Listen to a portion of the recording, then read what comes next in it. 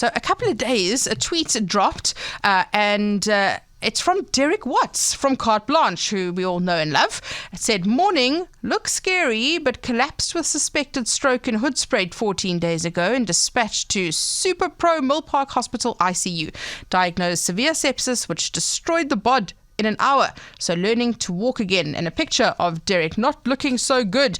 Derek has now moved. He's back home. He's on the mend. So we thought we'd better check in with Derek Watts and see how he's doing. Derek, you gave us all a bit of a fright. How are you doing at the moment? Well, Mandy, it's great to be at home, I must say. Belinda is just amazing how she looks after me. And a lot of people come around for treatment, physios and other people that need to treat me. But, it's great to be at home. Although I must say, and I'm not trying to give them a punt, but Mill Park's got to be the most professional hospital that I've ever been in. Sure, amazing. So tell us what happened. You were out on a story for Carte Blanche. You were in Hoedspruit and you dropped. What happened? I'll give you the brief version. The family sets off on Saturday morning for Hoedspruit to stay with Belinda's dad at his eco estate there in Hoedspruit. So we drove through on the Saturday, all good, wake up Sunday, go for a short walk and come back. And, it's fairly hot in Hoedspruit. So I just started shaking uncontrollably and being a bit delusional. So I was still determined to take my son quad biking because I can be hard-headed.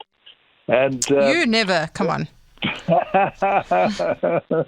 And I went out of the quad biking, but then I couldn't get out of the car. I had just no muscular strength whatsoever.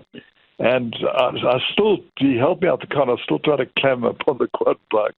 But then my son Tyrone thought, no, I've had enough of this. He's not well. Phoned Belinda, and ER came out and looked at me and tested me, and they said, no, this guy's had a stroke. We can't take him to Nelspruit. They haven't got enough facilities. I don't know if that's true. We got to fly him to Mill Park. So that's what happened. They flew me there hour and a half, and you get wheeled in and had an MRI. They said, oh, well, this brain looks all right. The famous Professor Aesop testing my heart. He said, no, the heart's right. So the search started, Maddie, for the sepsis, which I still don't understand fully. It's a blood infection, but it can affect people in different ways. And so, in the ICU, they looked after me and just tried to keep my heart rate up, and also just to try and find the basis of what had happened with growing cultures. Sure. And but now I'm back at home, and it's difficult to say that I'm making rapid progress, because if you walk 100 meters, your heart rate goes up about 40 beats. And I'm sure that you're itching to get back out into the field. We saw Carte Blanche, as John Webb, saying that you desperately want to get out there and cover some stories again. I hope you're taking some time to recover. Yeah, I've been told to relax the whole time because I tend to want to get going. And sepsis is a hard thing to work on because, I've got quite a sort of ethereal physio. And he says, look, stop this. I want to, walk 200 miles.